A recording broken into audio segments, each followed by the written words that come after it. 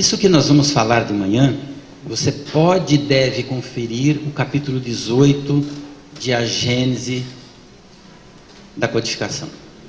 Tudo que nós vamos colocar aqui está lá. Nós não vamos fugir da questão doutrinária, nós não vamos fugir da realidade que o mundo espiritual nos apresenta. Tem alguma questão diferente que se refere à questão da educação, mas que também é embasada nos grandes pesquisadores, estudiosos do que é a educação. Tirando este detalhe, tudo aquilo que você vai ver, você deve e pode conferir.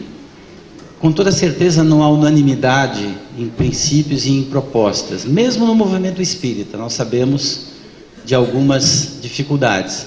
Mas você terá a oportunidade de fazê-lo. E se surgir no correr da nossa fala alguma situação que você queira perguntar, falar, fique à vontade, não espere o final da fala, né? Mas também, na medida que se você fizer a pergunta e eu perceber que isso está na continuidade, eu também vou alertar para aguardar um pouco a sequência da fala para que isso ocorra. Então, nós estamos embasados aqui para que a gente compreenda principalmente a questão: por que nós encarnamos nesse mundo? O que é que nós estamos fazendo aqui? Qual é o nosso propósito? Então, Kardec recebe dos espíritos a afirmativa categórica que Deus nos impõe. Veja a palavra imposição. Obviamente, ela tem esse fim, que faz com que a gente possa alcançar a perfeição. E o que nós estamos discorrendo na manhã de hoje também, toda a fala embasada na obra espírita, você pode pensar, mas isso aí eu já sei, eu já li. Eu também já li muitas vezes isso. Eu nunca li tanto na minha vida como nos últimos anos. Mas cada vez que eu leio, eu descubro que eu só leio. Não consigo fazer, não consigo vivenciar, não consigo experimentar muitas das questões que a realidade espiritual nos pede. E como nós estamos numa fase importante, que é uma fase transitória no mundo, nós vamos ver que a Terra já fez seu mundo transitório, do ponto de vista da estrutura geofísica, e agora nós estamos fazendo a transição moral e espiritual. Daí, a imposição, né, ela tem, para uns, a função de espiar, e para outros, para a função de missão. E aonde que está a questão básica? Exatamente aqui, ó, de nos colocarmos nas condições que a gente suporte, ó, veja, a gente dê suporte à parte que nos cabe na criação. Então, quando Deus nos coloca na vida física organicamente, na encarnação em que nos encontramos, nós estamos coparticipando da obra, nós estamos auxiliando o processo da criação. Em nós mesmos, naturalmente, fazendo com que as coisas ocorram, que a gente compreenda o universo profundo da vida espiritual, e então consigamos fazer a parte que nos cabe fazer, auxiliando na obra da criação. Então, não é uma coisa só que vem da espiritualidade ou da imposição divina para estarmos aqui, mas nos compete uma participação. E aonde é que está a expiação? Exatamente aqui, ó, nas chamadas vicissitudes da vida corpórea. O que significa isso? Todas as circunstâncias, todas as ocorrências, todos os episódios, os acontecimentos que nós vamos vivendo e criando esses acontecimentos. Então, é a chamada vicissitudes, as ocorrências, as intercorrências, os acontecimentos, os fatos, que todos nós vamos de forma comum atravessar na existência. É aqui que está o que é definido como expiação, não aquela expiação de sofrimento, de tortura, onde o sujeito vem, né, para torturar-se. Essa é uma natureza de expiação. Aqui é a expiação geral ou generalizada, né, digamos, para todos nós. Lá na questão 685A, os espíritos discorrem com Kardec sobre a questão da educação. Tá vendo? Não a que eles falam intelectual, mas a que eles definem como a essencial, esta, a moral, ó. E nem a dos livros, mas sim aquela que forma caracteres. O que é isso? É exatamente a natureza de todos nós, na convivência, na interconvivência uns com os outros, especialmente no âmbito familiar, que nós vamos ver algumas questões adiante, aonde nós vamos formando o nosso caráter. Nós vamos acrescentando características, condutas, comportamentos e atitudes, e isso vai formando os hábitos que nós temos. Por isso, nós somos sempre o produto dos nossos hábitos adquiridos. A nossa educação, ela está aqui, ó, nos hábitos adquiridos, dizem os espíritos a Kardec. E lá na 917, ó, a educação, se for bem compreendida, será a chave do progresso moral. Veja, chave do progresso moral. Nós estamos introduzindo isso aqui para que a gente entre daqui a pouquinho num processo do quanto o homem intelectualmente já se adiantou e avançou, e nós vamos ver algumas coisas práticas e objetivas. Como, por exemplo, se você observar nessas imagens, sequencialmente, ela vai nos remeter ao primeiro movimento chamado da Revolução Industrial que houve no mundo. Está vendo? A máquina a vapor, depois vieram, né, os motores, a explosão.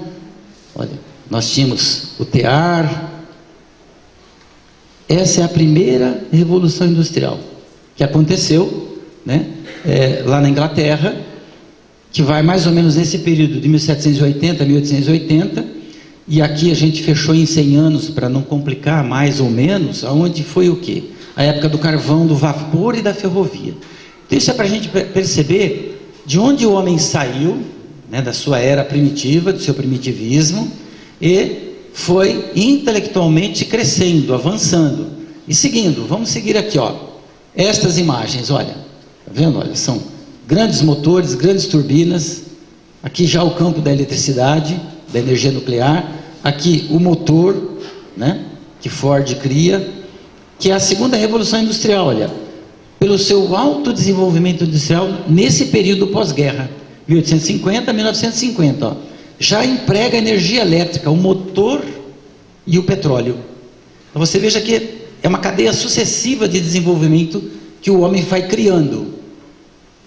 Olha aqui, ó, já a robotização da indústria, onde a coisa está ocorrendo. Veja que interessante, ó, surgiu a tecnologia da informática.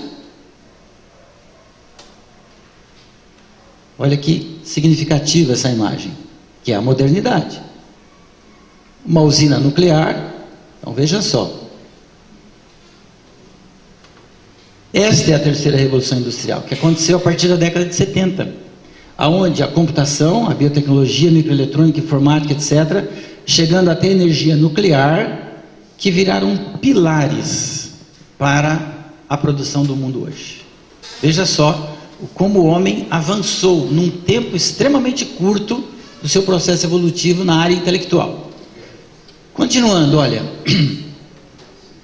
isso aqui é a telefonia do ano de 1920, para você ter uma ideia. Se você tiver interesse, assiste uma série na Netflix chamada As Telefonistas, de onde nós tiramos estas imagens. Fenomenal a série. Tá vendo? Olha como é que era o telefone. Olha como é que a coisa acontecia, né? Olha aqui, ó. Isso aqui é uma cabine de telefone que ocupava todo esse prédio para você poder falar, e alguém intermediava a sua chamada. Você não fazia isso diretamente. Aqui, ó. Isso aqui, alegoricamente, era o rei da Espanha fazendo o primeiro contato telefônico com os Estados Unidos, no ano de 1926, aqui já. Aqui também.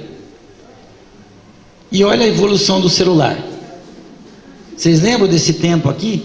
Esse tijolo que a gente pendurava na cintura, que parecia um revólver? Olha onde chegou. Veja só. Isso é a inteligência brilhante do homem.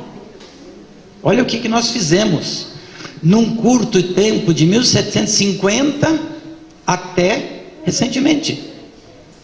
São poucos anos diante do processo evolutivo, né? Então, está aqui, ó, a evolução do celular. Aqui, um smartphone para jogos. E olha a tecnologia que está aqui dentro. Isso tudo para dizer, ó, que o desenvolvimento intelectual fará o homem aprimorar o desenvolvimento moral. É aqui que está o segredo. E intelectualmente, nós temos muito que caminhar, mas o que nós já caminhamos é tão bom, é tão bastante, é tão eficaz, que o homem já pode compreender melhor o seu desenvolvimento moral. Não só pode, deve, porque ele precisa aliar o conhecimento, porque o conhecimento vai trazendo para ele a verdade que o Cristo nos anunciou no passado. Conheça a verdade e ela vos libertará. E não somente a verdade do mundo espiritual, mas a verdade no sentido amplo da vida e da existência. Quando você ver o vídeo, você vai entender por que a gente entra no significado de tempos chegados. Levando em conta que nós estamos no período transitório do planeta e da humanidade. E o que é o período transitório? É os chamados tempos de mudança que estão postos para a humanidade já há muito tempo. Os tempos chegados, eles não aconteceram, não começaram ontem. Eles aconteceram a partir do momento que o homem manifestou-se na Terra, do ponto de vista da sua inteligência, do ponto de vista das suas habilidades, da sua capacidade, né, intelectual. Ok.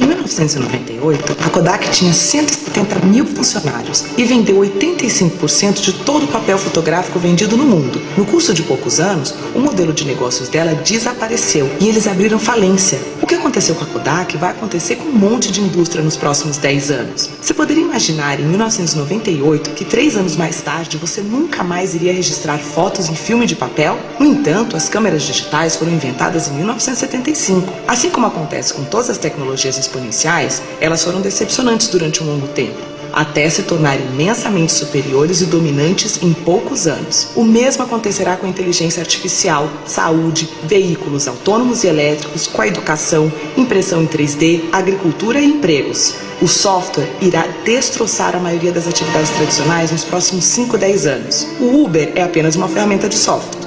Eles não são proprietários de carros e são agora a maior companhia de táxis do mundo. A Airbnb é a maior companhia hoteleira do mundo, embora eles não sejam proprietários. Inteligência artificial. Computadores estão se tornando exponencialmente melhores no entendimento do mundo. Nos Estados Unidos, advogados jovens já não conseguem empregos. Com o Watson da IBM, você pode conseguir aconselhamento legal com 90% de exatidão se comparado com os 70% de exatidão quando feito por humanos. Por isso, se você está estudando direito, pare imediatamente. Haverá 90% menos advogados no futuro.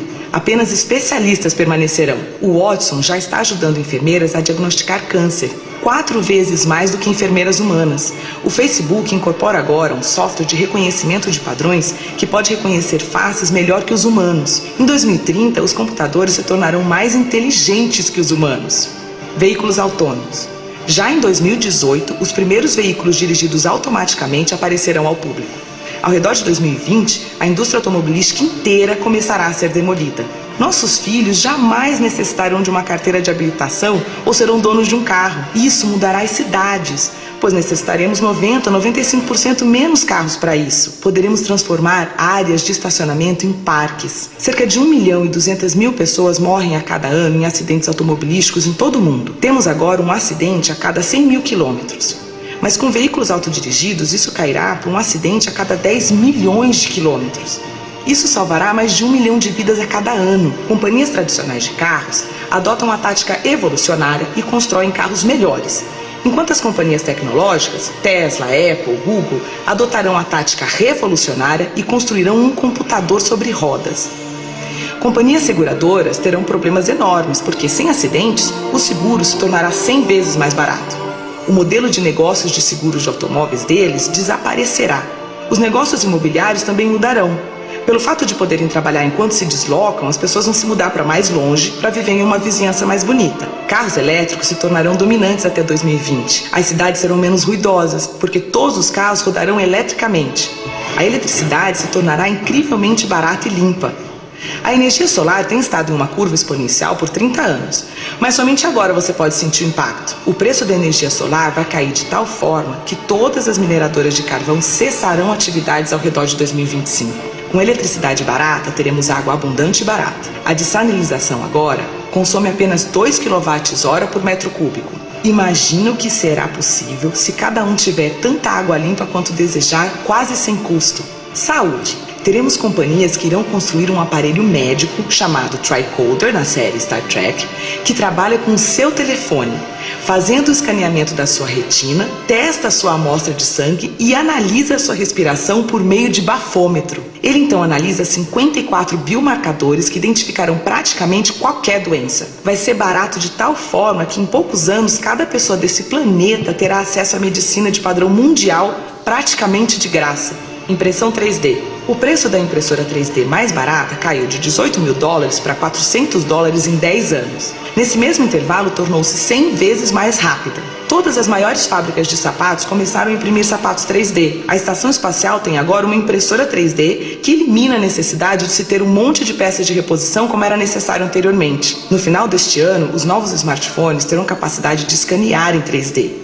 Você poderá escanear o seu pé e imprimir sapatos perfeitos em sua casa. Na China, já imprimiram em 3D todo um edifício completo de escritórios de 6 andares. Lá por 2027, 10% de tudo que for produzido será impresso em 3D. Oportunidades de negócios. Se você pensa em um nicho no qual gostaria de entrar, pergunte a si mesmo: será que teremos isso no futuro? E se a resposta for sim, como você poderá fazer isso acontecer mais cedo? Se não funcionar com seu telefone, esqueça a ideia. E qualquer ideia projetada para sucesso no século XX estará fadada a falhar no século XXI. Agricultura. Haverá um robô agricultor de $100 no futuro. Agricultores do terceiro mundo poderão tornar-se gerentes de suas terras em vez de trabalhar nelas todos os dias. Atualmente, cerca de 30% de todas as superfícies agriculturáveis são ocupadas por vacas. Imagine se tais espaços deixarem de ser usados desta forma. Há muitas iniciativas atuais de trazer proteína de insetos para o mercado. Eles fornecem mais proteína que a carne. Deverá ser rotulado de fonte alternativa de proteína, porque muitas pessoas ainda rejeitam ideias de comer insetos. Até 2020 haverá aplicativos que podem saber se você está mentindo pelas suas expressões faciais. Imagine um debate político onde estiverem mostrando quando as pessoas estão dizendo a verdade quando não estão. O Bitcoin, dinheiro virtual, pode se tornar dominante e poderá até mesmo tornar-se uma moeda reserva padrão. Longevidade. Há 4 anos, a expectativa de vida costumava ser de 79 anos e agora é de 80 anos. Atualmente, a expectativa de vida aumenta uns 3 meses por ano. Por volta de 2036, haverá um aumento de mais de 1 ano por ano. Ou seja, todos passarão a viver vidas longas, possivelmente bem mais que 100 anos. Estamos vivendo a 4ª Revolução Industrial. Bem-vindos!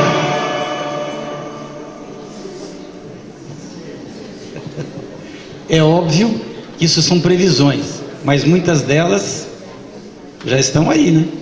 E outras podem se confirmar. Por que nós estamos mostrando tudo isso?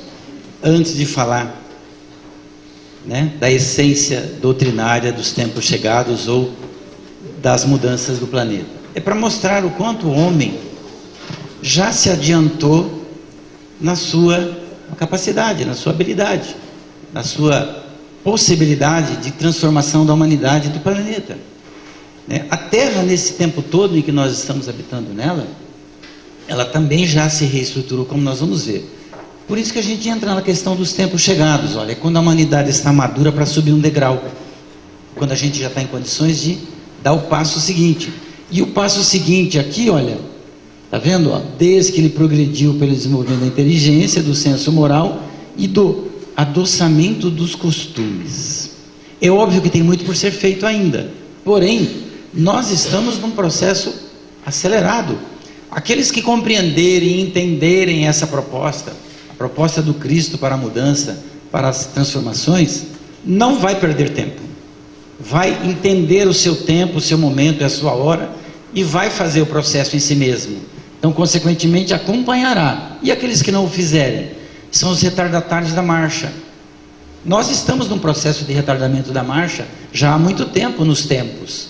Então nós chegamos no momento em que não dá mais para atrasar a marcha, naturalmente. Ó. E qual é esse significado? Ó? Olha que importante, nós já cumprimos esses progressos. Mas nós temos ainda um imenso progresso a fazer. Mas veja, esse imenso aqui não é mais na inteligência, não é mais na tecnologia. é de fazer reinar entre eles a caridade, a fraternidade e a solidariedade, para assegurar o quê? O bem-estar moral de toda a humanidade, não de uma parcela como é hoje. Hoje é só uma pequena parcela do mundo que desfruta, digamos, disso aqui, que desfruta daquela tecnologia. E a tecnologia, ela não veio para privilégios, ela veio para facilitar a vida humana e, consequentemente, nos remeter a essa condição. Mas é óbvio que o homem é que tem que fazer isso. A tecnologia por si mesma não o faz. Quando a gente fala em tempo, né, a gente fica pensando, mas que tempos são chegados a esse? Hoje você vai entender melhor. Ó. Um ano equivale a uma volta completa em torno do Sol. É quando a gente faz aniversário, não é? Dia 28 de novembro eu completo o aniversário.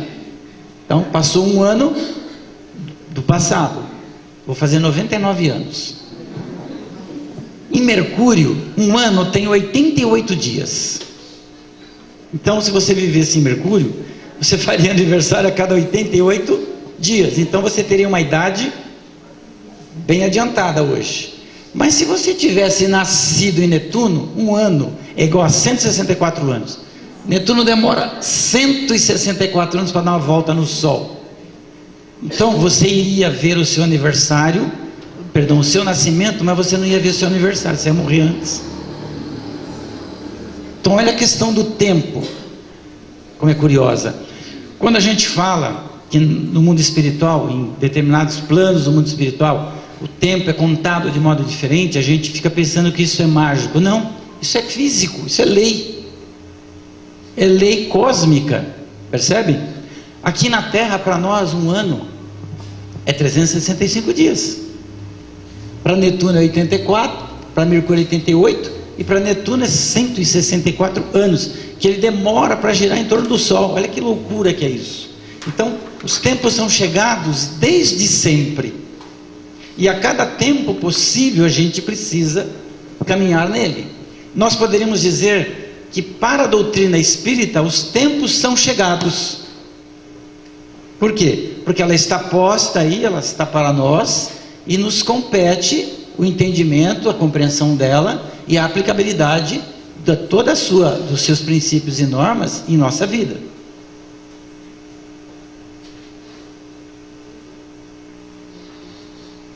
Você vai ver uma parte aqui agora, que foi colocado no programa Transição Planetária, Transição, que era na TV, ó, número 13 de 2008. A exposição na época foi do Divaldo e de alguns autores. Obviamente a gente não tem a pretensão aqui de fazer um tratado sobre a deficiência educacional, mas apenas algumas observações com o propósito de nos colocar de alguma forma encaminhados ou reflexivos para as nossas responsabilidades, para as nossas tarefas educacionais, que não são fáceis. Os que estão na condição e no papel de pais sabem muito bem o quão complexo é a educação na atualidade, o quão difícil essa tarefa se tornou, né, em termos de complexidade, em razão das diversidades e das adversidades também que nos envolvem aí a caminhada existencial. Então vamos pensar um pouquinho qual é o papel dos pais, né? Que é o de educar os filhos, que vem para uma nova experiência na carne, para um novo processo de evolução, né? É sabido por todos, né, pelos educadores, pelos pedagogos, que existe aí uma grande dificuldade. A família vem perdendo a capacidade de socialização, de interação, ela vem tendo, né, ela vem sendo fracionada na sua estrutura antiga, onde havia uma constituição nuclear de família.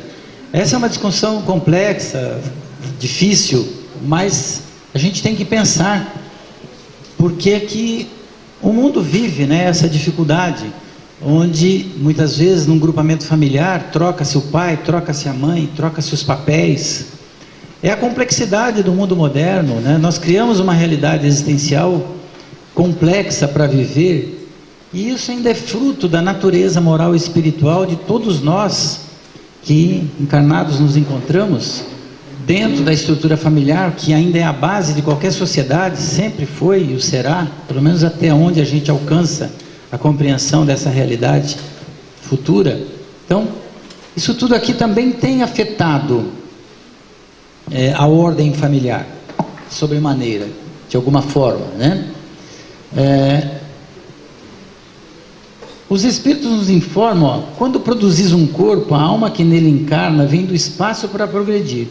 Inteirai-vos dos vossos deveres e ponde todo o vosso amor em aproximar Deus dessa alma. Olha, isso é importante. Tal a missão que vos foi confiada e cuja recompensa recebereis se fielmente a cumprirdes. E nós sabemos que não é uma tarefa fácil de se cumprir. Claro que não, né? Os vossos cuidados e a educação que lhes dareis auxiliarão o seu aperfeiçoamento e o seu bem-estar futuro. Se nós partirmos para pensar que a alma, quando reencarna no mundo, ela já carrega consigo uma bagagem, naturalmente, e que esse material, né, que está com ela, vai se manifestar, vai progressivamente se manifestando, mas tem aquele intervalo, né, da infância, que é onde ela pode encontrar um novo ambiente, uma nova moral, uma nova ordem, uma nova disciplina, uma nova autoridade, onde ela vê a coerência, a concordância, onde ela vê a fraternidade entre todos, onde ela vê a solidariedade, o respeito de uns para com os outros, onde ela encontra o equilíbrio naqueles que as conduzem, que são os adultos, seus pais. Então, se nós fizermos isso, nós estamos aproximando essa alma do Criador. Mas se nós não somos todos filhos de Deus, a gente já não sabe disso, a gente já não vem para essa condição do mundo. Olha, entre a gente ter isso conosco e aqui realizarmos, né, de uma forma ajustada e objetiva essa consideração ou essa realidade, dista aí um tempo, dista aí um abismo muito grande, porque a grande maior parte de nós, os espíritos que ainda encarnamos no planeta, somos atrasados moral e espiritualmente. E quando se fala atrasados, nós estamos falando da marcha evolutiva, que não alcançamos ainda a conceituação adequada da ética, da honestidade, da solidariedade, da fraternidade, porque é a deficiência evolutiva de cada um de nós que interfere no contexto da ordem familiar. É óbvio. Claro que essa é uma discussão complexa, que precisaria ser aprofundada, precisaria ser debatida, discutida mais amplamente, em um tempo apropriado e oportuno, mas essa é a matriz, de alguma forma, uma base que interfere no equilíbrio de todos nós. E obviamente, cada microcélula da sociedade, que é a família, ela dá o tom de uma sociedade, de um lugar, de uma cultura, de um tempo, de uma época, em razão da condição moral evolutiva, moral intelectual evolutiva de cada um de nós que estamos nesse contexto. Lá no Evangelho segundo o Espiritismo, no capítulo 14, ao item 9, mensagem intitulada A Ingratidão dos Filhos e os Laços de Família, de Agostinho, ele que faz esse alerta, para que a gente pense. E esse capítulo do Evangelho é interessante, né, porque ele mostra várias nuances dos papéis que nós desempenhamos, e quando não há a compreensão e o entendimento das partes, especialmente a dos pais, em que nós somos uma alma num corpo que nós precisamos alcançar Deus. Nós precisamos reconhecer a paternidade divina em nossas vidas. Aquele que não reconhece a paternidade divina em si mesmo, esse é chamado de destemido, o sujeito que não tem temores, que não tem medos, porque ele acredita apenas e tão somente na sua habilidade, no seu potencial, na sua capacidade, como se somente dele dependesse exatamente tudo na vida. Nós sabemos que o destino, né, está nas mãos de cada um de nós, mas é preciso aliar a isso os princípios, né, da realidade existencial e espiritual que somos. Do contrário, nós seremos criaturas destemidas, mas não no sentido do destemor natural equilibrado, mas sim do destemor conveniente e interesseiro a si mesmo, porque nós estamos distanciados da origem, da divindade, da criação, né? Propriamente, que é o Criador. A modernidade, obviamente, tem um peso, né, ó, em tudo isso, ó. As produções cinematográficas, televisivas, games, história em quadrinhos, literatura ficcional. Mantemos o ensino completamente fora do bom senso, olha, da lógica, misturando fantasias com criações bizarras, mundos imaginários sem conotação com a realidade, fazendo com que esses heróis usem as mesmas armas dos bandidos, como se a paz pudesse ser conquistada através do uso da violência. Todo aquele que acha que conquista a paz através do uso da violência, vou usar uma expressão feia, não vem de Deus. Não vem. Como é que eu posso propor a paz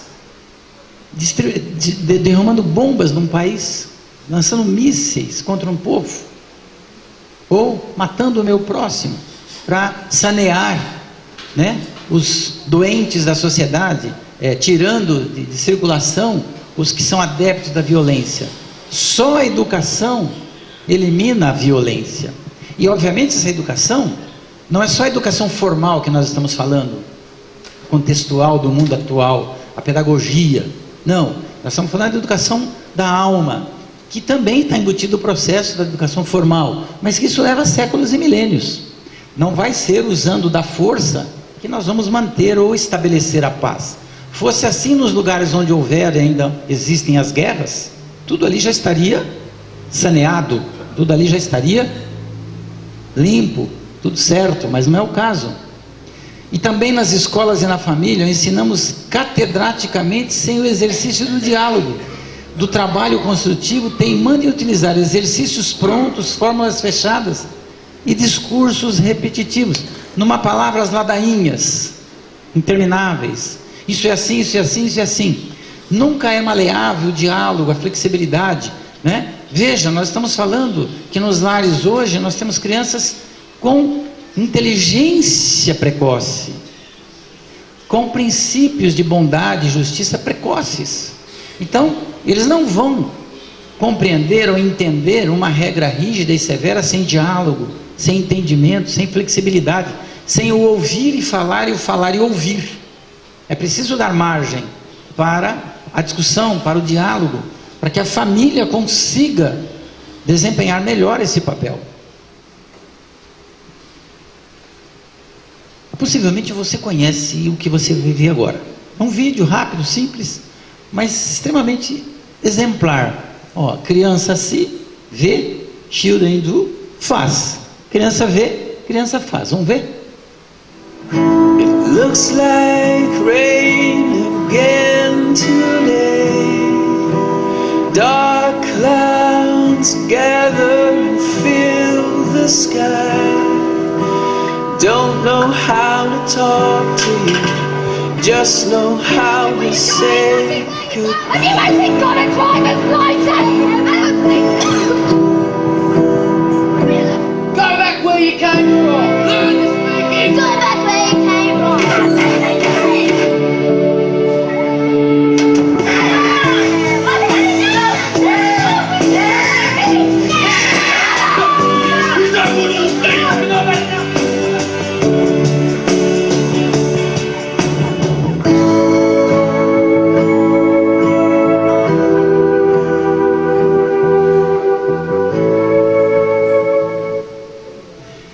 Então, o vídeo é singelo, modesto até, mas extremamente objetivo.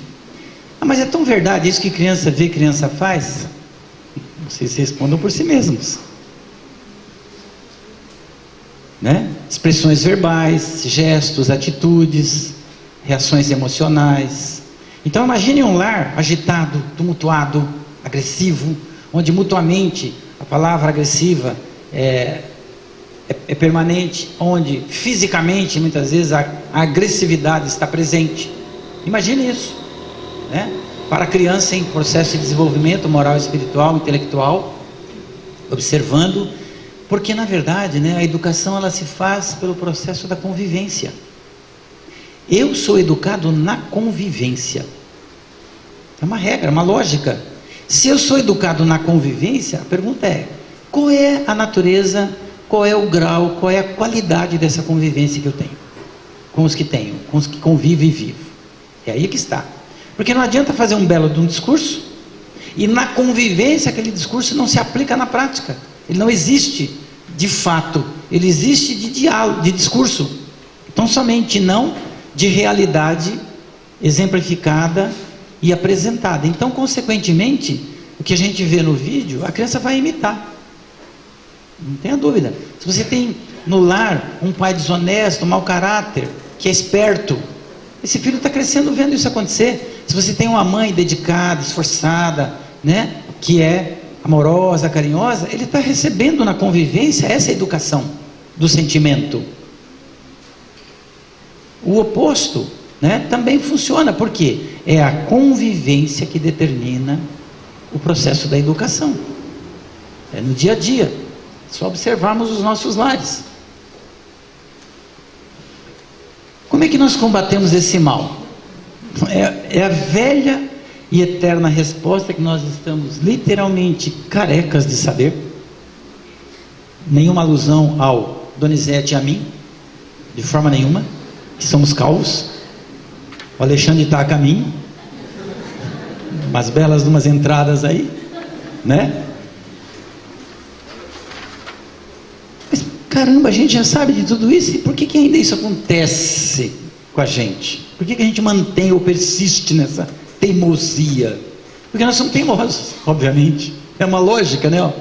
Então, o que é educação integral? Que tanto a gente fala, ó, é a física, emocional, social, cultural e espiritual, que vai mexer aqui, ó. Que são essas potências da alma? Aquilo que você é, aquilo que nós somos, aquilo que nós temos de potencial, de aptidões, de natureza, aquilo que é inato, que você adquiriu, que você está em processo de desenvolvimento. Então, se a gente conseguir mexer nesses aspectos, a gente consegue melhorar a condição do outro.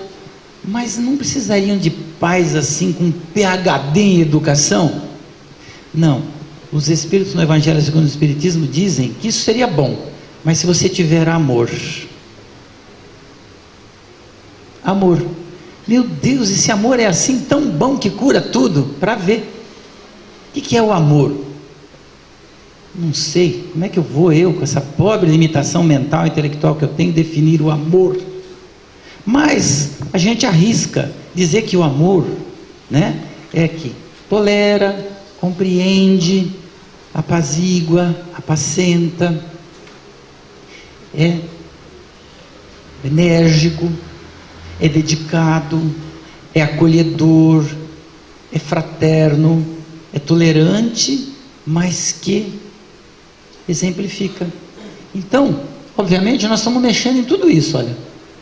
Se fosse assim, aquelas criaturas, aquelas mães desprovidas, os pais de formação intelectual, acadêmica, não seriam habilitados a educar.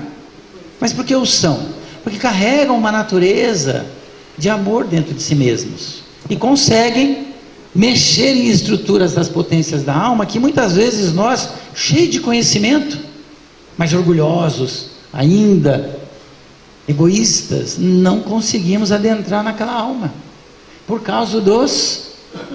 Vamos voltar aqui, ó. Isso aqui, ó,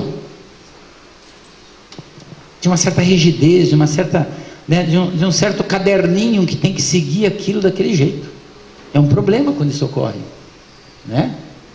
Tá certo? Então, mexer nas potências da alma vai eliminar isso aqui. E é óbvio que é um trabalho de longo prazo, de longa data. Esse autor, o Joshua David Stone, PhD em psicologia, autor da obra Psicologia da Alma. Veja, nós não estamos falando de nenhum literato religioso, espiritualista, espírita. É um estudioso.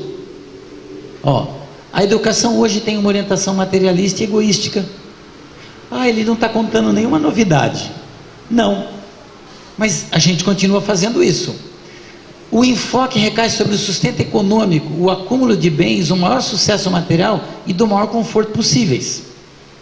É aquela história, na escola tem que ser melhor aluno, tirar notas boas, estar no topo da lista, mas muitas vezes desprovido da sensibilidade para olhar o outro como um igual, com as mesmas possibilidades, com os mesmos meios, com os mesmos potenciais. Nós queremos superar o outro, né? Na competitividade. Esse sistema gera competitividade, orgulho, egoísmo, preconceito nacionalista, superatividade e sentimento de superioridade em relação aos outros povos, culturas e nações. Observem, tal povo é melhor que tal povo, superior a isso, superior àquilo. Todo mundo fala que os Estados Unidos é a maior potência mundial. São. Mas qual é essa potência? Em que nível é essa superioridade? Né? Já a Finlândia, lá do outro lado, pequenininha, minúscula, é uma potência em humanismo, em educação, em saúde, em transporte, em trabalho. É considerado o país 100%. Por quê? Ah, mas ele é pequenininho. Não é o problema do tamanho, o problema é a natureza daqueles espíritos que se encontram lá. A Iugoslávia é grande, a Noruega é grande, a Dinamarca, relativamente, são povos melhores em alguns aspectos. E olha que eles são dos nórdicos, dos bárbaros do passado, que faziam aquelas guerras loucas que vocês viram naquelas primeiras imagens. Então, avançaram, adiantaram, né? As pessoas não são educadas como cidadãs do mundo, ignora-se completamente a sua responsabilidade sobre a humanidade. Somos interdependentes enquanto humanos. É aqui que está, nós não nos vemos como iguais. É nesse ponto que a gente falha. O que são cidadãs do mundo? Nós vivemos no planeta Terra. Circunstancialmente a gente encarnou no Brasil, mas poderia ter sido na Iugoslávia, na Dinamarca, na Rússia, na Alemanha, porque nós somos espíritos da humanidade, mas por necessidades, circunstâncias, ocorrências que cabem ao mundo espiritual, nós estamos no Brasil, óbvio, mas nós somos cidadãos do mundo. Nós temos responsabilidade sobre uns e outros. A gente costuma dizer em psicologia que a minha atitude modifica a do outro. A questão é quais são as minhas atitudes que estão modificando a do outro. É isso que a gente tem que pensar. Ainda, publicação de A Gênese, ó. Foi colocado em ação sem a possibilidade de maiores atrasos. O plano de transformação moral do planeta, os espíritos propensos ao bem começaram a reencarnar de maneira cada vez mais frequente. Os jovens anunciados por Kardec já vieram retornar ao plano espiritual algumas vezes, mas em que pese os progressos realizados, ainda falta muito a fazer na implantação do bem em nosso planeta. Isso é um processo do mundo espiritual que está em curso desde sempre. E a partir desse ano ficou em evidência quando a Gênese publicou-se, foi publicada, e se escancarou. Os tempos são chegados, que é o capítulo 18 do qual nós estamos tratando. Quantos jovens estão reencarnados sofrendo pressões de todo tipo para que não desempenhem as tarefas redentoras? Querem ver? A busca do equilíbrio da realização convive com o medo e a pressão no mundo competitivo, gerando altos níveis de ansiedade. Sabe aquela fase entre os 17 e os 22, 23... em que o jovem tem que definir e resolver sua vida pelo resto da existência? É fácil isso? Ah, Valci, nós fizemos isso no nosso tempo. Num mundo diferente, num mundo menos tão competitivo quanto é, não tão agitado, apesar dos problemas de então, aonde talvez as exigências não gerassem tanta ansiedade.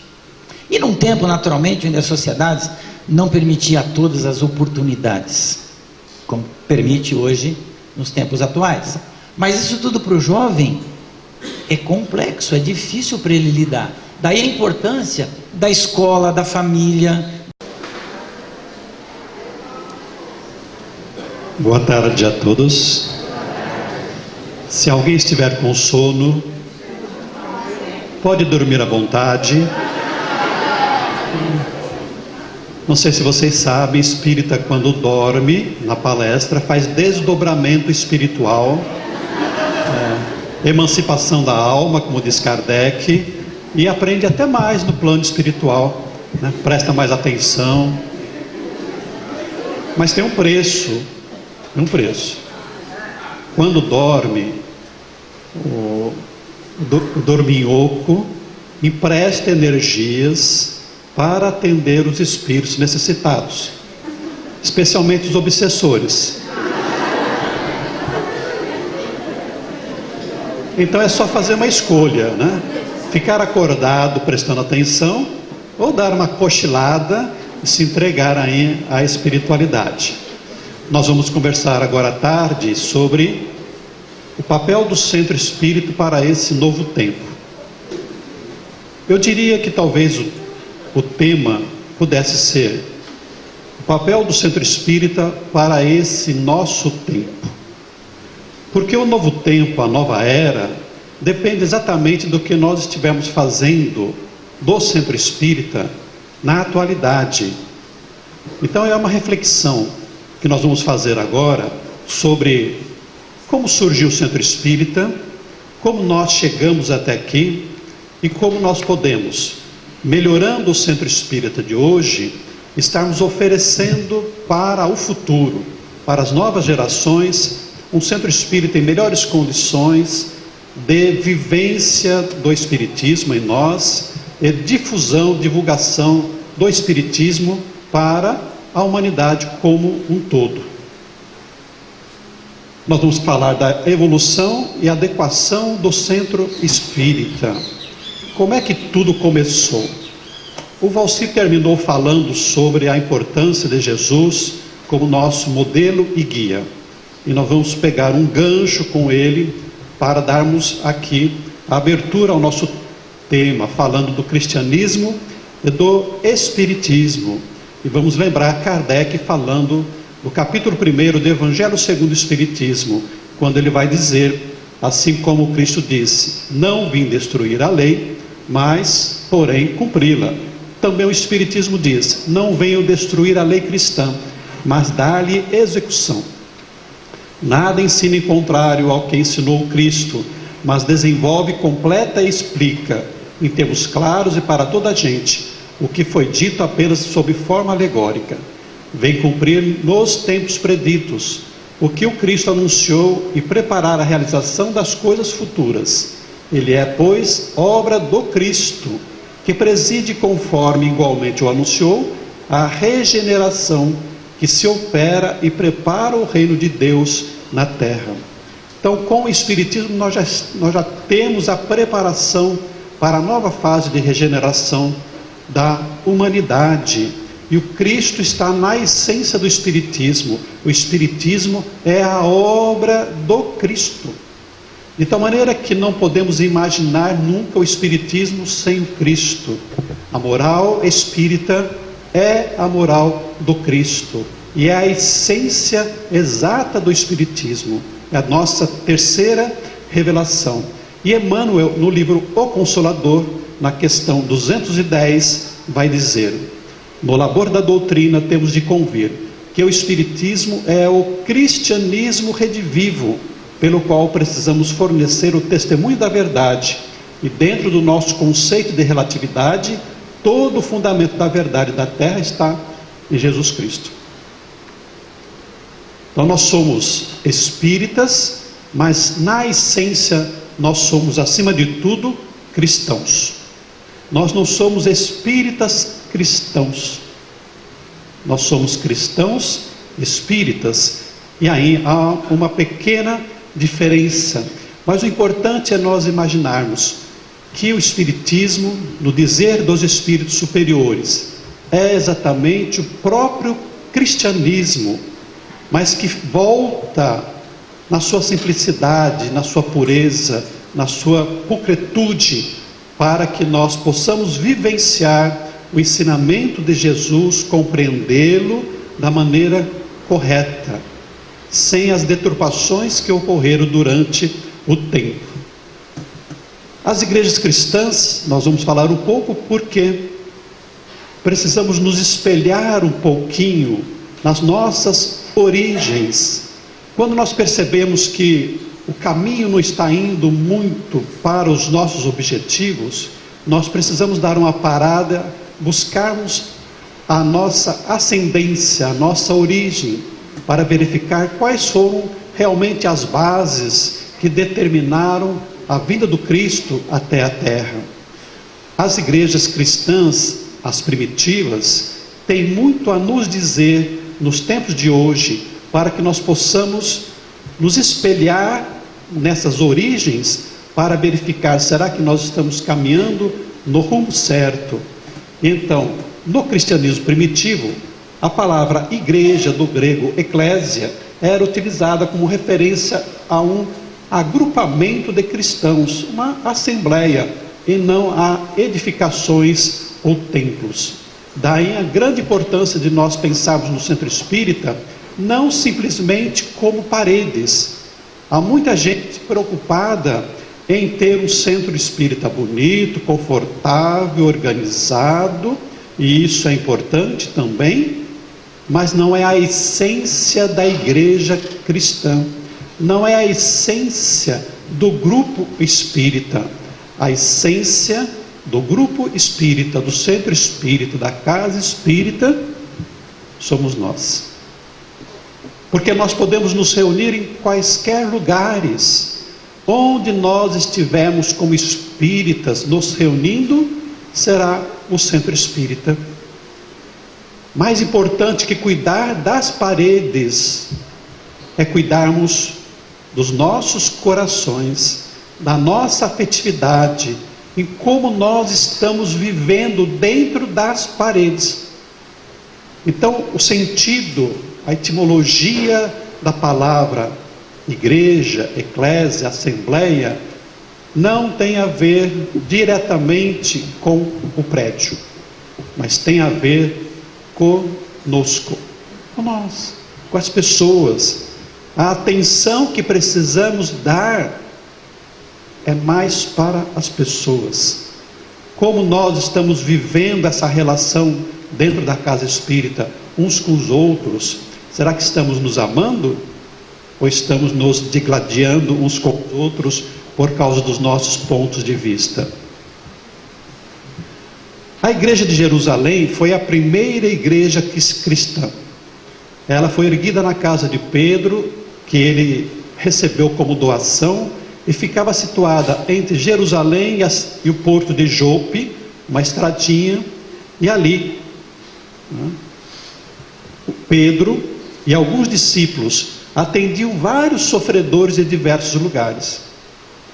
É interessante observar então que a primeira atitude dos discípulos foi consolar as criaturas nas suas dores, nas suas aflições, nas suas necessidades. Mas simultaneamente eles tinham a atividade de propagação do Evangelho do Cristo, de tal maneira que naquela casinha pequena que era a igreja de Jerusalém, havia um puxado, e nesse puxado, um anexo, ali se difundia a mensagem da Boa Nova. Essas informações nós podemos encontrar em Paulo e Estevão. A segunda igreja é a de Antioquia, que é localizada na Turquia. Ali se estabeleceu a segunda igreja como uma célula da igreja de Jerusalém, uma espécie de filial. Alguns centros espíritas na atualidade também montam as suas filiais, levando para lá alguns trabalhadores. Aqui uma ideia de onde fica Antioquia, é aqui em cima, e aqui embaixo Jerusalém. É uma distância, passa pela Síria para chegar na Turquia lá em cima. Nós trouxemos aqui a igreja de Antioquia, mas também existem outras igrejas que são exemplos, mas o nosso tempo não permite que isso aconteça. O Paulo fala também da igreja de Corinto, mas nós vamos falar da Antioquia. O Emmanuel fala sobre isso. Diariamente à noite se reuniam na casa singela grandes grupos de pedreiros, de mulheres humildes, soldados paupérrimos, lavradores pobres, ansiosos todos pela mensagem de um mundo melhor. A maioria dos frequentadores interessava-se por conselhos e consolações, remédios para as chagas do corpo e do espírito. Parece com os nossos centros espíritas? Quando aqui chegamos para falar das nossas aflições, das nossas dores, dos nossos problemas, estamos trazendo de volta o cristianismo primitivo. E ele continua: as assembleias, as reuniões, eram dominadas por profundo amor espiritual, num ambiente de simplicidade pura. A solidariedade estabelecera-se com fundamentos divinos. As dores e os júbilos de um pertenciam a todos.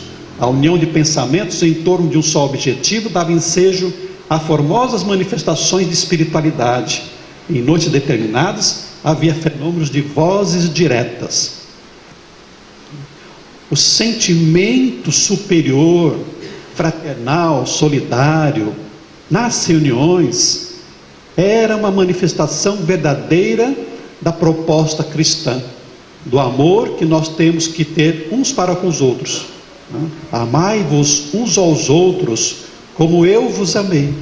É a mesma prática que nós precisamos estar experimentando, vivenciando no centro espírita de hoje, quando às vezes encontramos os conflitos, os melindres, as dificuldades de trabalho em grupo.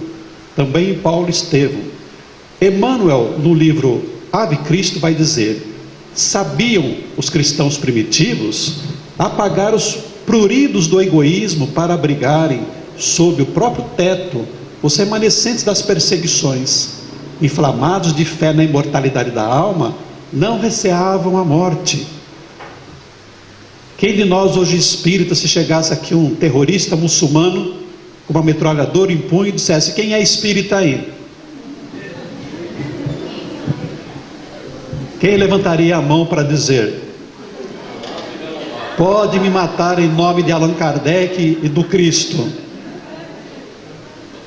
Dificilmente nós faríamos isso, né? Mas naquele tempo os cristãos faziam isso. Iam para os circos, para os leões, para as fogueiras, cantando hosanas ao Senhor, com fé determinada, sem temor. Como é que nós representamos a nossa fé no Cristo hoje, né? Não precisamos mais enfrentar os leões nos circos, mas devemos enfrentar os leões que estão dentro de nós. A agressividade.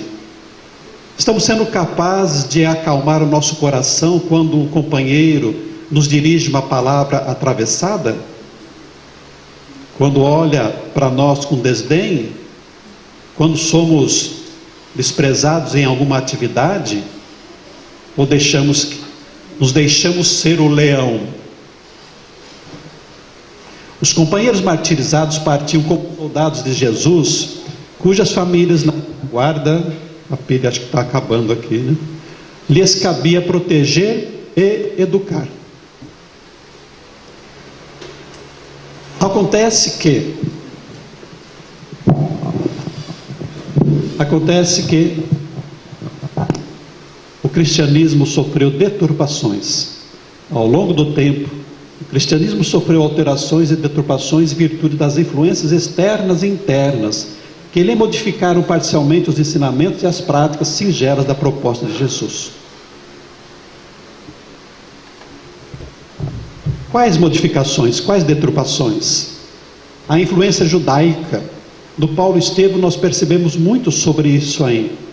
Hábitos farisaicos, rituais, circuncisão, alimentação, solenidades. Com a influência romana nós tivemos hierarquia, símbolos, imagens, disciplina exagerada e culto exterior. E o ápice da deturpação do cristianismo primitivo, segundo Emmanuel, foi com a criação do papado romano em 607 depois do Cristo. Imaginemos então que desde o princípio, quando Jesus desencarnou, crucificado, foram investidos 600 anos na manutenção do cristianismo, e nesse período ele foi aos poucos sendo modificado, deturpado, se afastando da pureza proposta por Jesus. Confiram Paulo Estevão, Ave Cristo e A Caminho da Luz. Por que nós falamos sobre isso?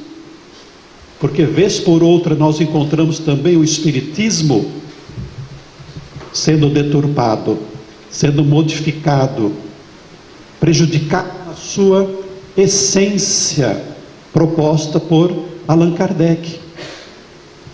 Então não podemos descuidar. A doutrina espírita é um bebê filosófico, científico. Se o Cristo foi deturpado no passar de 600 anos, o que é que pode nos esperar daqui para frente? Se nós não formos adeptos vigilantes, discípulos vigilantes da doutrina espírita, para impedir que a doutrina espírita, siga por caminhos que deverão ser consertados depois.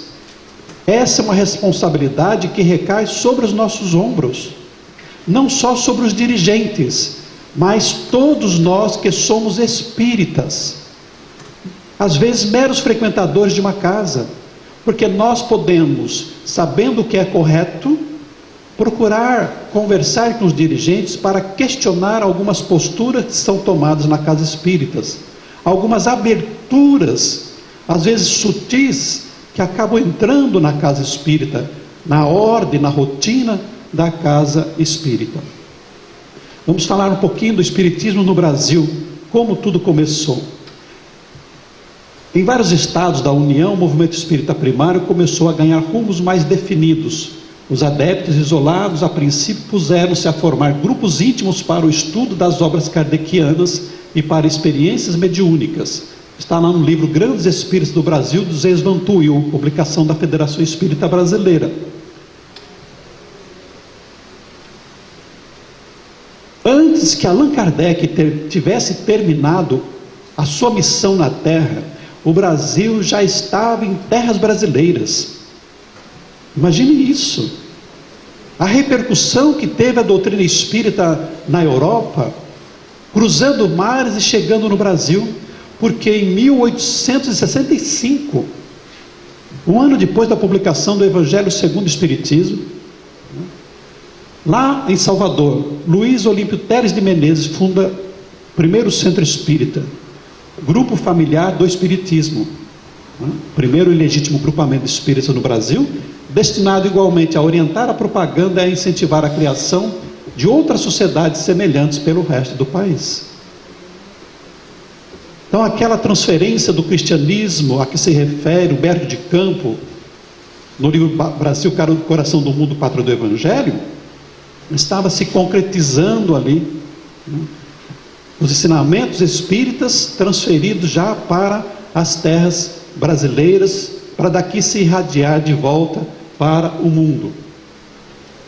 Então, no final do século XIX, começo do século XX, em grande parte, os centros espíritas tiveram origem em grupos familiares, em torno da mediunidade destacada de um médium, para só depois serem transferidos para um prédio próprio. Daí o costume de se dizer, o centro do fulano, o centro do cicrano, que continua até hoje. Eu vou lá no centro da fulana lá. Precisamos alterar um pouco a maneira de nós nos expressarmos. Eu vou lá no centro espírita da prece, no Luz e Verdade, no Jesus de Nazaré, porque o centro espírita não é de ninguém. O centro espírita é de todos nós. Todos nós temos responsabilidades na participação. Todos nós podemos usufruir dos benefícios que a casa espírita nos oferece. Os prédios dos centros espíritas tinham inclusive uma estrutura simples e voltada para a prática mediúnica, não raro em reuniões abertas ao público. Então começamos nas casas dos médios. Isso foi o princípio. Nós não somos contra, nós não viemos destruir uma história, nós viemos nos mostrar a história, como tudo começou, e respeitar como isso aconteceu. Das casas dos médios, ou de simpatizantes espíritas, houve a transferência para alguns prédios que eram muito simples. Normalmente, era um centro pequeno, uma mesa lá na frente, a mesa branca, né? Centro espírita de mesa branca, daí vem essa referência ao centro espírita de Mesa Branca para distinguir de centro espírita de Umbanda, que não existe, são construções da sociedade, populares, sem conhecimento. O nosso centro espírita, quer dizer, o nosso, nada a ver com toalhas brancas sobre a mesa. Não precisamos ter mesas, não precisamos ter toalhas. Espiritismo é espiritismo, né? Umbanda é Umbanda. São coisas diferentes. E nós precisamos aos poucos ir modificando essa forma de pensar e de falar sobre espiritismo. Ah, você é espírita de Allan Kardec? Não, eu sou espírita, né? E estudamos Allan Kardec. Boa tarde, pessoal. Café fez efeito já? Vamos lá, vamos fazer o possível então, né? Muito bem. Eu vou continuar com vocês falando mais sobre a casa espírita. E dessa feita, nós vamos enfocar mais o papel do centro espírita mesmo, não tão internamente, mas no próprio processo de transição planetária, tá bem? É diferente do enfoque que o Donizete deu para vocês até agora, tá bem? Muito bem, nós vamos começar falando sempre serão tópicos que complementam o tema, o papel do centro espírita. Serão 12 papéis principais que nós vamos analisar. O primeiro, mais óbvio, o papel do centro espírita neste momento de transição é ser ponto de partida da divulgação doutrinária.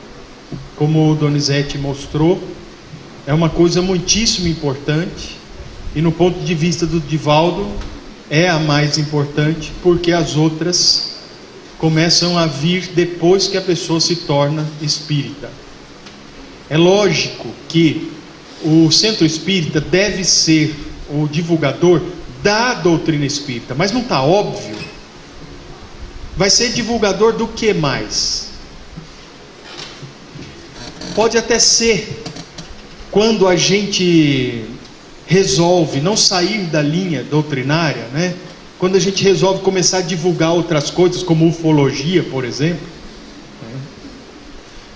pode até ser que a gente, na verdade, não parta para esses caminhos paralelos, mas também não desempenhamos o nosso papel de legítimos divulgadores da doutrina espírita, nos fechando em particularidades, em necessidades internas que nós mesmos criamos e que pouco tem a ver com divulgação ou com estudo de fato de doutrina espírita. Passamos um tempo muito precioso, grande demais até, apenas preocupados em resolver questões administrativas internas, e que às vezes são de somenos importância. Alguma coisa como tentar manter do mesmo jeito um trabalho que estão querendo modificar, deslocar uma imensa quantidade de trabalhadores para manter uma assistência social, ou um trabalho que tenha mais assim conotação só interna, e nós esquecemos de fazer o nosso papel de divulgação de fato da doutrina espírita, estarmos ensinando a doutrina espírita para os outros, divulgando através da formação de oradores, da formação de trabalhadores, de serviços que interagem com a nossa comunidade, ou espírita ou leiga, que está à nossa volta. Sermos realmente ativos neste campo. E por que isso é interessante no meio da transição planetária? Porque divulgar a doutrina espírita é fazer, de fato, com que uma mensagem nova, que não é tão nova assim, né? Mas se tratando de história da Terra, é de fato nova. fazer com que esta mensagem possa se espalhar. Nós somos minoria, os espíritas somos minoria de fato, se falando de população mundial, mas mesmo assim somos uma minoria de certa qualidade, uma minoria que pode fazer diferença no futuro, quando esta transição planetária realmente estiver completa. Labutar para essa divulgação tem que ser a nossa, ainda uma bandeira, uma das principais bandeiras. E não é simplesmente sair falando de espiritismo, mas fazer isso com qualidade, de uma maneira que os outros vejam como algo confiável. Como é que você divulga a sua doutrina espírita da maneira mais espontânea, fidedigna e honesta e eficaz, dentro do contexto de transição planetária? Como é que você faz isso? Virando orador? Falando para os outros? Tudo isso. Mas tem uma forma que é a mais eficaz e, como eu disse, a mais espontânea. Sendo espírita, fora do centro espírita. O exemplo é o que mais toca. E se nós somos de fato espíritas, só com isso nós já estamos fazendo de fato a divulgação entre os nossos próximos. Mas a gente não pode perder, porque isto é de fato uma obrigação moral dos espíritas. Nós não podemos perder a oportunidade de praticar a caridade, não podemos perder a oportunidade de socorrer um coração, de atender uma necessidade qualquer, de instruir uma alma. Isso é ser espírita, fora da casa espírita, dentro da casa espírita, não importa, é ser espírita, então, e divulgar. Agora, o centro espírita, como entidade civil e religiosa, detém responsabilidades diferentes, que são aquelas que têm iniciativa coletiva, como essa que nós estamos fazendo aqui hoje. O centro espírita tem a obrigação de ser ponto de referência, de ser uma mão que materializa o movimento espírita, a expansão da doutrina espírita no mundo.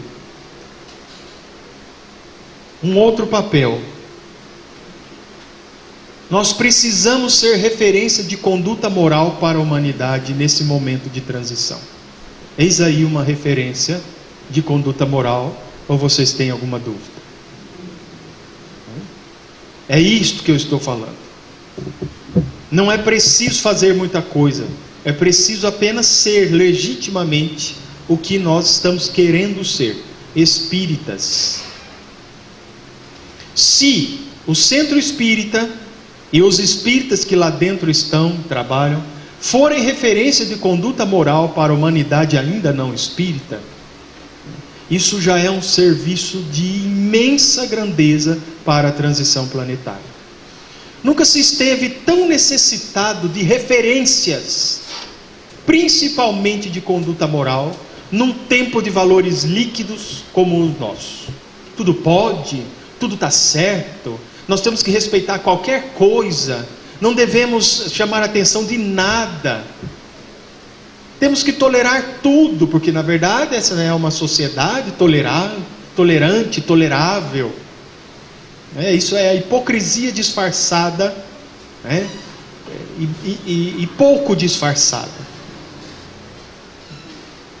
Nós temos sim que batalhar para sermos uma referência moral nas casas espíritas onde estamos.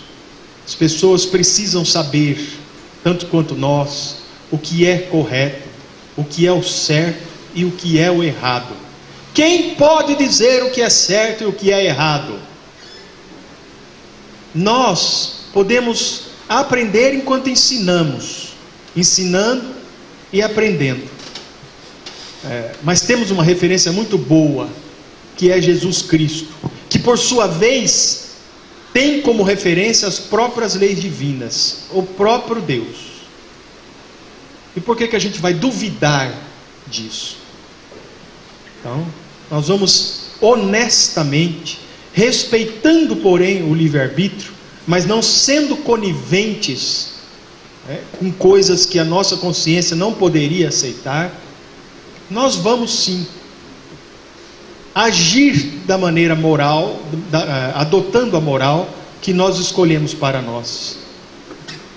E não vamos negar a tal da coragem da fé, como dizia Jesus. Se confesse espírita cristão nos momentos necessários. Diga o que você acredita quando lhe perguntarem. A casa espírita tem que ensinar espiritismo, doutrina espírita. Quando for fazer as suas promoções sociais, os seus jantares, os seus almoços, os seus issos e mais aquilos, precisa agir de uma maneira espírita. E de maneira alguma deixar de ser referência moral autêntica, escondendo necessidades de lucros ou outras necessidades quaisquer em pequenas conivências que, afinal de contas, não vão fazer mal. A gente cobra uma coisa aqui, vende uma bebida alcoólica lá, permite uns negocinhos dessa forma, fazemos uns joguinhos de azar ali. Por favor. Desta forma, nós estamos muito mais entrando na conduta moral vigente do que de fato sendo referência de uma conduta moral mais sólida. Se formos referência de conduta moral para a humanidade, de fato nós estaremos colaborando com a transição planetária. Centro espírita precisa ser um centro de atividades no bem, para todos os que estiverem dispostos a fazer esse tipo de coisa. Centro espírita tem que ser lugar que nós vamos para praticar a caridade. O que é a caridade mesmo? É o amor em ação, entre outras muitas. E como é que o amor age? Age no bem. Eu preciso do centro espírita para ser uma referência, um centro dessas atividades. Eu preciso aprender lá dentro como é que eu ajo no bem, como que é agir no bem, como é que é praticar a caridade, o que é esse negócio de caridade. Tem que ser um ponto em que eu vou exclusivamente para fazer isso, me instruir nisto e trabalhar nisto. E temos que deixar desvios desse ponto X, dessa referência ímpar, considerando transição planetária. Porque se eu estou lá perdendo o meu tempo, discutindo se ela veio com roupa adequada ou se ela não veio com roupa adequada, se fulano faz outras coisas fora do centro que são condenáveis para nós, se por um acaso a diretoria X não combina com a diretoria Y, se fulano fez não sei o que e eu estou preocupado, qual é o número de pessoas que tem que vir para o meu trabalho ficar mais importante do que o trabalho da outra casa espírita? São todos desvios bastante graves e que nós estamos nos tornando muito coniventes com eles dentro do movimento espírita e que fogem a esse centro de atividades do bem.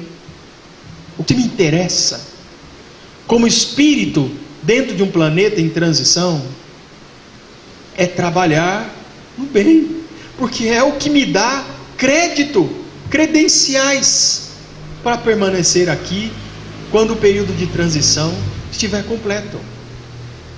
Se eu não trabalhar no bem, eu não tenho como provar o que eu sou capaz, as minhas aquisições.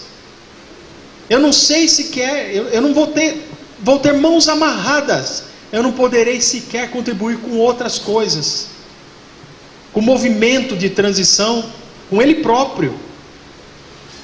Eu serei apenas levado por um roda-moinho. Precisamos ter então bastante cuidados. Centro de referência, aliás, centro de atividades do bem.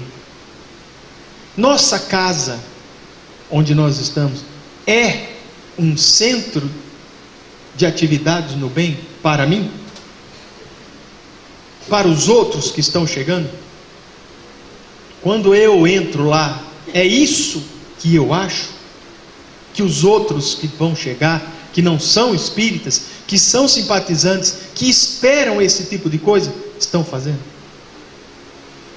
Os produtos do trabalho do centro espírita levam às atividades do bem, produtos dos serviços mediúnicos, produtos dos serviços assistenciais, produto dos serviços de divulgação, levam ao bem? Isso deve ser questionado com muita racionalidade, muita circunspecção, muito detalhamento, porque sutilezas adentram pelos nossos trabalhos dia a dia, e nos desviam deste trabalho no bem, para atender apenas a interesses particulares, circunstanciais, passageiros e que de fato não possuem valor eterno. Estou perdendo tempo, apesar de estar dentro de um centro espírita. Precisamos tomar cuidado. Qual é o produto que nós mais valorizamos nas atividades da casa espírita? É o bem? Essa deve ser o nosso questionamento. O que é que eu estou fazendo lá dentro? É o bem? Ou estou passando tempo? Ou eu vim para marcar ponto, porque senão pode acontecer alguma coisa com a minha vida pessoal, porque afinal de contas, quem não vai para o centro espírita, né? Pode acontecer qualquer coisa, ainda mais quem tem atividade mediúnica para fazer. Os espíritos vão ficar de olho, e se você não fizer o que tem que fazer, eles vão puxar o seu tapete. Imagina os espíritos bons puxando o tapete da gente porque não faz o que precisa. Só ia ter puxador de tapete. Mas é o bem? Ou isso é uma preocupação irrisória frente à necessidade do bem? Centro de atividade no bem, repito, e vou repetir várias vezes, é o que eu preciso estar fazendo dentro da casa espírita. É o papel do centro espírita nesse momento de transição. Sem trabalho no bem, não tem movimento de transição. Valci falou, deu exemplo. A Terra fisicamente transmuta-se por si mesmo,